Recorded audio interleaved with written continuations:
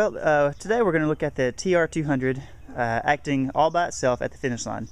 I actually did a video a couple weeks ago where someone had asked me if it can be used at the finish line, and I told them that I was really reluctant to recommend that because the only antenna I had at the time was this antenna that comes standard with it.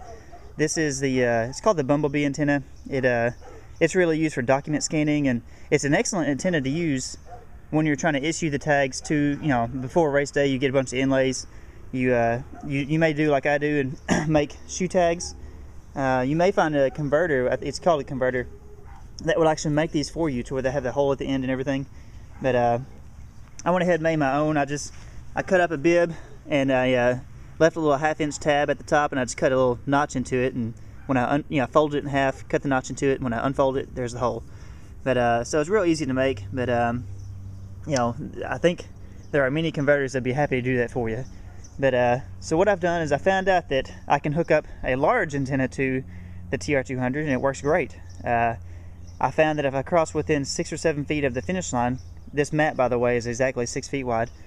If I cross within 6 to 7 feet of the finish line, it will always, of the antenna, it will always read both tags. I've got 2 tags reading 2 different numbers on my shoes right now.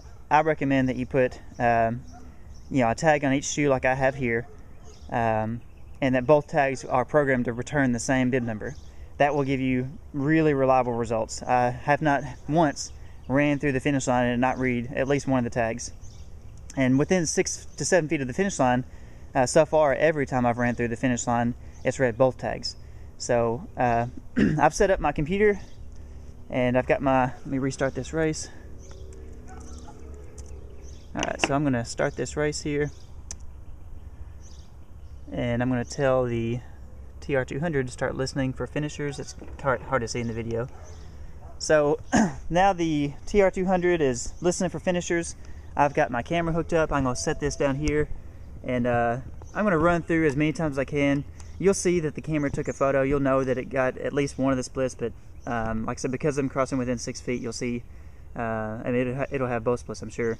But you'll see that if you do have the 2 shoe tags, both returning the same number, it will for sure get the finishing time. So we're going to run through a bunch of times. I'm going to do this as fast as I can so you can get as many samples as possible. But let me get this thing going.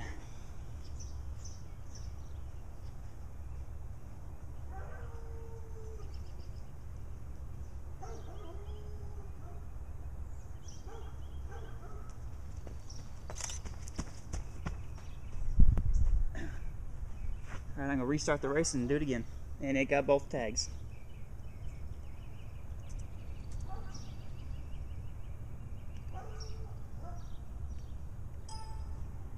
Alright, here we go.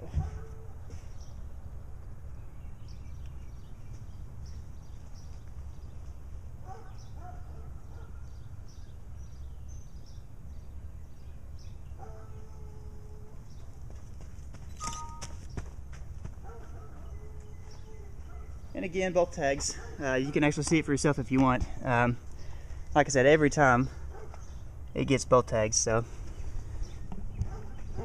and I'm trying to come across at a pretty quick speed, because obviously the slower you come across, the more reliable it is. So if I can come across at a good finishing kick, then you know for sure that someone just kind of trotting along will get read really well.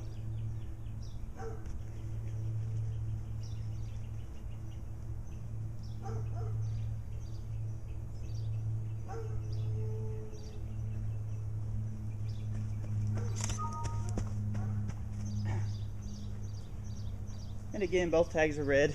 Let me restart the race again.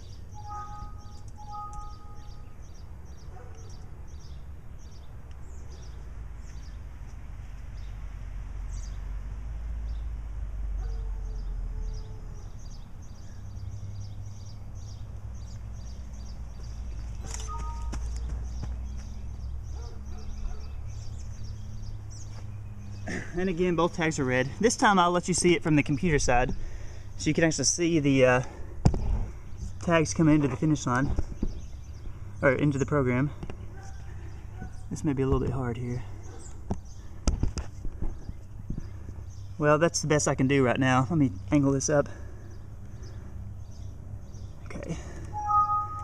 restart the race, start the clock, and tell the program to start listening for tags.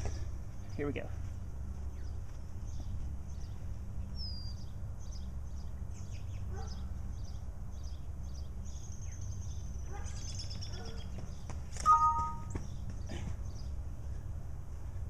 Okay, so you see two splits just now appeared. Man, this is really blurry, but you can kind of see through the blurriness there that two of them are there now. Again, if you had both tags on your shoes returning the same number, it would only put one finishing time in there, but I've got bib number 1 on my left shoe and bib number 2 on my right shoe. So let's run through another test.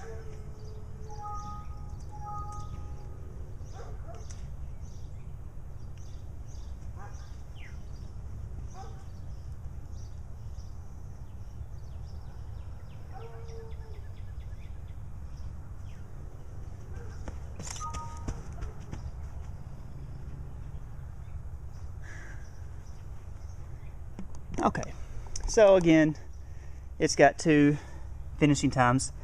The good thing about the TR200 is I have absolutely no power supply going to it. I've got my antenna, which you may have seen in a previous video. I was able to create this stand with just basic parts you can find at Home Depot or Lowe's or any other hardware store. I've got my antenna hooked up. The antenna costs, with cabling and everything, about $80, $88. The mats, I think they're about $19 a piece. I've got 2 there that connect together. You can find those at Home Depot too. The TR200, that costs, I think, $380 to $400. It's just a standard USB connection to the laptop, and the laptop, I have no power supply going to it. Just sitting there by itself, and it's got a USB connection to the camera. So extremely easy setup.